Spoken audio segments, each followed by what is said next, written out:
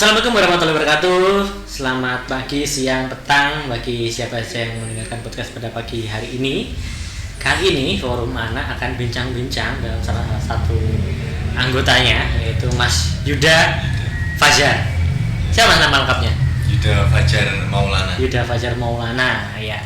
Nanti kita mau bincang-bincang bersama Mas Yuda Fajar. Kali ini yang akan saya pandu bersama saya Alfian Saputra, yang menjadi pembina di Forum Anak dan Magetan.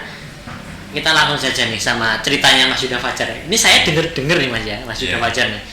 Kok katanya Mas Yuda Fajar juga membantu kegiatan orang tua di rumah, juga membantu ekonomi keluarga. Tapi di sini kayaknya membantunya dalam hal membantu saja, tidak bekerja secara resmi ya enggak? Enggak. Oke, bisa dikenalkan biografinya Mas Yuda Fajar. Biografinya gimana nih?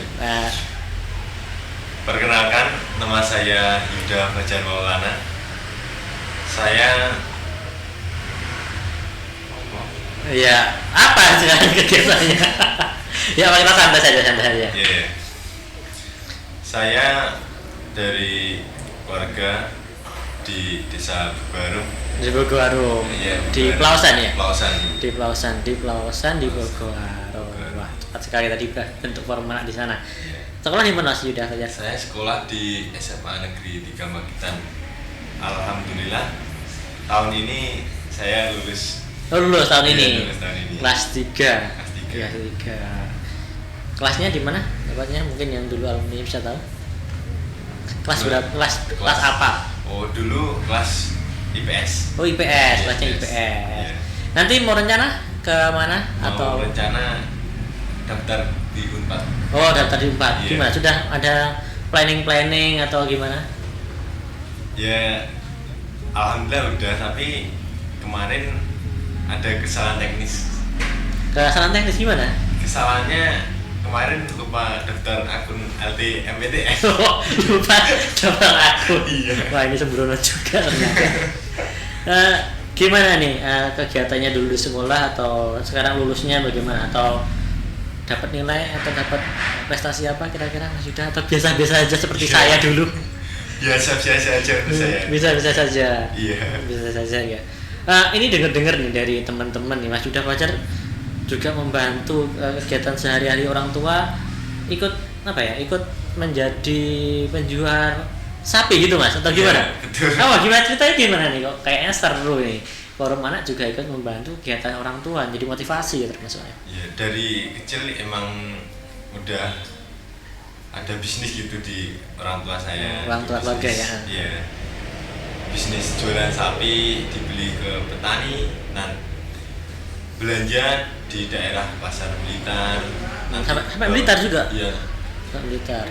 Blitar, terus dijual ke pasar ke daerah Magetan, di Guranggareng, di Pelausan.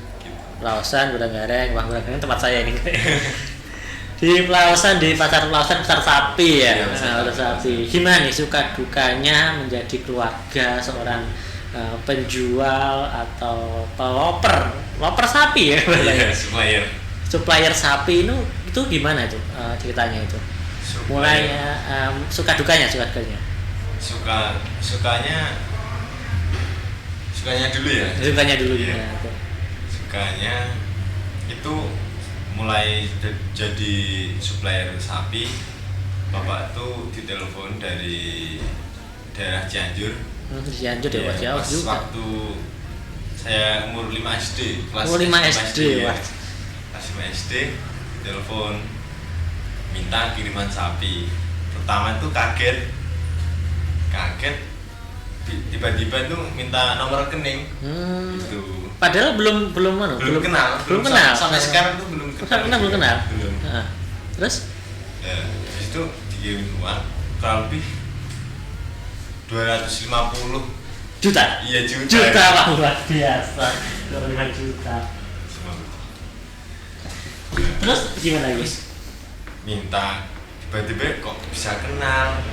Oh iya, terus ternyata kenal. Kan dulunya sebelum jadi supplier sapi itu Bapak sering jadi pengawal puso itu. Pengawal truk. Ya. Truk puso. Iya. Nah, sapi yang dibawa itu kan termasuknya bagus, terus minta nomor, minta dikirimin. Oh, kirim lagi. Iya. Tadi yang 200 juta juga dibelikan tadi kemarin? Dibelikan. Padahal nggak tahu siapa. Wah, percaya banget ya. Kalau sudah rezeki berarti. Ya, sampai sekarang seperti keluarga sendiri gitu. Padahal nggak tahu. Nggak tahu siapa dapat rezeki kiriman 250 juta, disuruh beli sapi dan diloper ke Cianjur. Ya. Itu dapat berapa sapi Mas itu kira-kira? 250 juta itu. Itu kurang lebih pembelian dari sini bobot 350 sampai 400. Itu berapa sapi kira? Itu pas harga masih 18 jutaan. Itu dapat berapa ya? Satu fuso. Tapi 20 ada? 20-an ekor. 20-an ekor. Iya, tapi kurangannya terus ditransfer. Oh, udah kurangannya transfer lagi. Pas sapi sampai sana. Oh, sudah sampai sana nanti transfer lagi sudah full pelunasan. Iya. Terus sampai sekarang berkelanjutan. Alhamdulillah sudah sampai ke PT-PT. Waduh, sudah di daerah Bandung, Jawa Barat. Waduh. Sekitarnya. Wah, ini mungkin ya teman-teman, ini salah satu McD yang Anda makan ini salah satunya mungkin suppliernya dari Mas Yuda ini mungkin. Dari makanan-makanan cepat saji ya mungkin ya, dari burger ataupun dari makanan-makanan cepat saji yang lain, mungkin salah satu suppliernya ternyata dari Magetan ini ternyata. Terus ini Mas Yuda, kok ini kan dengar-dengar ada kasus masalah PMK ini, masalah penyakit mulut dan kuku pada hewan ini, berimbas apa nggak ke pekerjaan keluarga ini kalau menurut Mas Yuda? Imbasnya itu bagi peternak-peternak di bukan cuma Magetan tapi seluruh Indonesia itu merasakan dampaknya. Iya. Kalau di Magetan sendiri gimana? Di Magetan sini sudah 75%-an, 70%. Terjangkit itu. Terjangkit semua. Iya. Itu terus gimana kalau yang sakit itu gimana sekarang? Atau ada vaksinnya sakit. Sudah di Kalau vaksin belum ada. Vaksin belum ya? Belum. Terus untuk yang dari desa ataupun dari perangkat yang lainnya itu untuk pencegahan kira-kira sudah masuk belum ya untuk di daerah Pelausan? Di daerah Pelausan khusus di desa saya itu yang belum terjangkit virusnya itu dikasih desinfektan. Oh, desinfektan. Iya, disuruh nyemprot di kandangnya. Biar steril terus. Biar steril ya. Iya. Kira-kira Mas Yuda tahu nggak tuh kok kenapa penyakit kuku dan mulut itu kok kenapa bisa tersebar? Kan karena sapi kan nggak saling ketemu ini kan, beda kandang, kok bisa tersebar, tahu nggak kira-kira? Ya karena kan pertama di Jawa Timur itu di daerah Pasuruan dan lingkupnya itu, nah kan pada para belanja kan banyak yang belanja di Pasuruan. Kan dilompatkan ke pasar sapi Blitar. Nah itu penularannya bisa pakai lewat apa tuh truk. Oh, dari sapinya diangkut lewat truk. Truknya itu nanti bergantian angkut sapi yang lain. Terus akhirnya bisa terjangkit. Mungkin sampai dari Magetan jadi kayak kotorannya atau gimana? Kotorannya, bekasnya. Lewat angin bisa. Waduh, lewat angin bisa. 2 kilometer. Lewat angin, hati-hati, ini mudah-mudahan nggak sampai manusia ini. Kalau sampai manusia nanti bahaya lagi, kayak dulu flu burung itu sudah luar biasa. Kalau ini PMK mudah-mudahan nggak sampai manusia, jangan sampai amit-amit ini. Terus Mas Yuda, kok saya kemarin dengar di berita di daerah Pelausan juga kayak sapi itu sudah nggak mau makan, sudah lemes. Terus katanya sampai petani itu jual dengan harga murah itu, iya? Iya, betul sekali. Itu kenapa kira kok dijual atau nggak dipertahankan dulu itu gimana? Karena mungkin petani itu kan takut mati ya, takut mati. Sebenarnya itu nggak mematikan penyakitnya. Oh, nggak mematikan. Asal telaten. Telaten gimana itu? Telaten merawat. Yang paling penting tuh kuku. Kuku kalau udah kena, kalau nggak dirawat bisa copot kukunya. Kuku sapi itu, sapi kan itu besar. Bisa copot. Itu kukunya bisa copot. Iya. Waduh. Kalau sapi kecil-kecil itu bisa tahan, tapi yang besar yang besar malah enggak. Paling 10 hari itu udah lewat. Bisa copot. Bisa copot kan? Bisa copot. Waduh, kalau kuku kaki copot gimana? Udah pernah lihat nggak? Udah pernah lihat? Udah. Itu kan kakinya itu kayak pakai sepatu ya? Iya, hitam. Terus kalau lepas merah atau gimana? Kalau jarak ya nggak bisa. Digluk gitu. Oh, jadi pakai tumpuan apa ya? Tumpuan kaki ya ditekuk gitu ya berarti ya? Enggak. Iya, pakai kakinya tapi kukunya udah lepas. Iya. Itu juga bahaya. Oh, kalau nggak mau makan itu berarti udah kena mulut atau gimana? Iya. Menurut kedokteran tuh menyerang mulut tuh 5 hari. 5 hari? Ke kuku itu. Baru kuku 5 hari dulu. Mulut baru kuku atau mulut dulu 5 hari baru nanti ke kuku. Kalau sudah semuanya full, ini kira-kira ada obatnya nggak ini atau punya resep khusus nggak ini? Siapa tahu nih. Kalau obat sampai sekarang belum ada. Paling pencegahan. Kalau saya tuh kalau buat mulut saya pakai madu, serai, terus kunir, jahe, sama asam sitrat. Iya. Wah, kalau nggak pakai asam sitrat nih bisa diminum jadi jamu ini kayaknya. Pakai asam sitrat juga. Itu ramah ditemukan oleh siapa? Oleh bapaknya sendiri atau lingkungan? Menurut konon cerita zaman dulu. Oh, dari masyarakat zaman dulu. Jadi dibuat ramuan seperti itu. Kalau penyakit seperti itu lebih mujarab pakai tradisional tadi. Oke, Mas Yuda, tadi kan kita sudah ngomong masalah perawatannya di PMK yang masalah mulut ya kira-kira. Kalau kukunya gimana ini? Kalau kuku itu aku bersihin ya. Dibersihin aja. Pakai apa? Pakai sikat. Bersih. Sikat apa? Sikat gigi atau sikat baju? Sikat baju itu. Sikat baju bisa. Digosok. Terus dikasih di air hangat dicampur sama air hangat. Garam. Sama garam. Itu nggak perih, Mas? Ya perih, tapi gimana? Kan nggak apa-apa. Sapinya nggak apa-apa ini, Mas Yuda. Oh, nggak apa-apa sapi ini, Mas Yuda. Oh, jadi cuma dibersihkan pakai sikat, terus nanti dikasih air garam. Itu panas kuku atau panas banget atau gimana? Sedang. Hangat kuku ya. Hangat kuku, terus setelah itu dibiarkan saja. Setelah itu tunggu kering, habis itu dikasih kapur barus. Pakai kapur barus? Iya, kapur barus untuk baju? Iya. apa? Kapur barus biar awet gitu. Biar kukunya awet. Kayak baju gitu ya. Baju. Jadi kukunya biar tidak ditempelin mungkin kayak serangga ataupun apa ya, kayak dikasih desinfektan yang itu. Oh, dikasih desinfektan. Iya.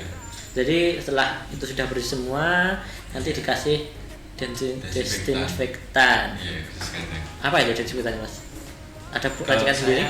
Pakai Super Kill. Itu udah ada di toko-toko. Udah ada di toko-toko. Oh, udah ada di toko-toko teman-teman. Nanti mungkin yang bapaknya atau keluarganya punya hewan ternak tuh nanti bisa beli di toko-toko ternak ya, toko-toko ternak mungkin bisa dibeli di sana mungkin untuk pencegahan masalah PMK, masalah kuku tadi, dan tadi juga masalah mulut tadi itu ada resep-resep paten dari leluhur Mas Yuda di daerah Bogoharum, Lausan. Mas Yuda, mungkin ada tip-tip lain yang bisa ditambahkan untuk PMK ini? Tips-tip lain bagi daerah-daerah yang belum terjangkit virus penyakit ini, ya mohon ya untuk gimana ya, lebih hati-hati penyebarannya, dijaga kebersihannya. Terus ya yang penting jangan lupa berdoa. Jangan lupa berdoa, itu yang penting. Betul, yang paling penting itu jangan lupa berdoa. Terus ya saya tambahan lagi nih, ini kan mau mendekati Idul Adha. Ya, ini kira-kira permintaan pelanggan menjelang Idul Adha ini gimana? Atau menurun ataukah kira-kira kita bisa lebaran kurban atau enggak ini kira-kira ini? Ini pesanan di Cianjur saja. Cianjur, kurang 215-an ekor. Tapi masih kurang. Di sana udah ada stok berapa ratus gitu. udah ada stok 400. Ini warganya Mas Yuda masih butuh mensuplai 200 ekor lebih lagi. Itu baru kebutuhan yang diloper oleh keluarganya Mas Yuda di Cianjur. Kalau di Magetan mungkin di Magetan gimana? Enggak jual di Magetan malah. Wah, mungkin teman-teman ini kalau di keluarga Mas Yuda mesti harus partai besar nih kira-kira, karena ekornya udah ratusan ini mah, omsetnya sungguh luar biasa ini ya. Selain sehari-harinya juga membantu tadi orang tua di jualan sapi atau loper sapi atau pengepul supplier sapi. Itu Mas Yuda atau besok ini kira-kira mau jadi penerusnya atau pengen apa nih ceritanya Mas Yuda nih? Apa jadi apa nih? Kalau pengennya lu lulus sekolah kemarin di kuliah di sapi sama jualan itu supplier itu ya. Jurusan apa kira-kira? Jurusan IPS ya. Jurusan IPS. Nanti mau ambil ekonomi bisnis. Mau ekonomi bisnis, wah cocok banget nih. Ekonomi bisnis dipadukan dengan situasi lingkungan yang ada di tempatnya Mas Yuda, nanti kira-kira mungkin dapat pengembangan prospek jual jual ekonomi sapi supaya lebih meningkat, prospeknya lebih bagus lagi, mungkin dapat mengangkat ekonomi di wilayahnya Mas Yuda di daerah mana? Bogor ya. Tadi sekilas kita bincang-bincang masalah PMK. Sebenarnya kali ini emang yang saya angkat ini PMK-nya, bukan perkenalan dengan Mas Yudanya ya. Kita angkat PMK-nya kenapa? Karena rata-rata di Magetan ini kok sudah mulai banyak yang terkena penyakit PMK, khususnya hewan ternak, yaitu sapi maupun domba atau yang lainnya. Supaya kenapa teman-teman yang punya keluarganya ataupun punya saudaranya yang punya peliharaan ternak seperti Mas Yuda tadi ya, sudah punya usaha malahan, ini mungkin dapat diceritakan kepada orang tuanya. Mungkin salah satu pencegahan Mas Yuda tadi pakai apa? Pakai kunyit, terus jahe, ternyata madu ya. Asam sitrat, sama itu. Itu dicampur, dibuat jamu atau digiling. Dideplok bahasa Indonesia apa ya? Digiling halus ya. Di blender juga bisa, nanti diminumkan ya. Jadi jamu, nanti bisa dipraktekkan ke teman-teman yang punya saudara atau bapak ibunya punya peliharaan, mungkin itu dapat diterapkan. Siapa tahu mungkin dapat menyembuhkan dari penyakit PMK tadi ya kiranya. Terus nanti mungkin dapat diambil hikmahnya dari Mas Yuda tadi, sesambil dia bersekolah tapi dia tetap ikut sebagai salah satu pekerjaannya di rumah, yaitu membantu orang tua. Itu wajib ya teman-teman. Tentunya teman-teman nggak boleh juga bekerja secara full time bekerja di usia anak, karena kenapa? Di usia anak itu belum waktunya untuk bekerja. Pastinya untuk bekerja itu sudah cukup umur, minimal adalah sudah 18 tahun ke atas atau sudah usia lepas dari usia anak. Kalau sudah usia lebih dari itu, mungkin teman-teman boleh mencari pekerjaan atau meneruskan ke studi yang lebih tinggi lainnya, itu nggak masalah. Tapi kalau sekarang masih usia dini atau usia masih pelajar, tentunya pekerjaan itu cuma dalam rangka membantu pekerjaan orang tua. Seperti yang saya sebutkan tadi, pekerjaan orang dewasa itu tidak boleh dikerjakan oleh anak kiranya hanya boleh membantu pekerjaan orang tua, dan kiranya kalau bekerja tetap harus mematuhi etika dalam undang-undang pekerjaan atau undang-undang tenaga kerja. Sekian dari saya dan Mas Yuda pada podcast hari ini. Tentunya akan sangat seru lagi kita bahas hal-hal yang menarik tentunya di Kabupaten Magetan ataupun di mana saja, atau hal-hal yang viral lainnya. Tunggu podcast kami berikutnya. Oke, sebelumnya kita kasih salam dulu untuk forum anak yang ada di seluruh Indonesia. Forum anak Magetan, muda, beda, berkarya. Sekian, terima kasih. Wassalamualaikum warahmatullahi wabarakatuh. Sampai jumpa di lain video berikutnya.